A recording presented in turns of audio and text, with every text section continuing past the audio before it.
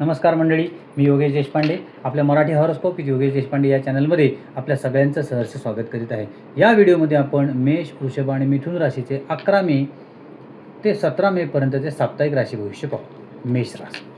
मेष राशीसाठी आठवड्याची सुरुवात उत्तम असेल. कामाच्या ठिकाणी नवीन जबाबदाऱ्या मिळतील, व्यवसायात नफा वाढेल, आरोग्य उत्तम राहील, परंतु रागावर नियंत्रण ठेवावे लागेल. आर्थिक लाभ होण्याची सुद्धा शक्यता आहे, फक्त रागावर नियंत्रण ठेवा.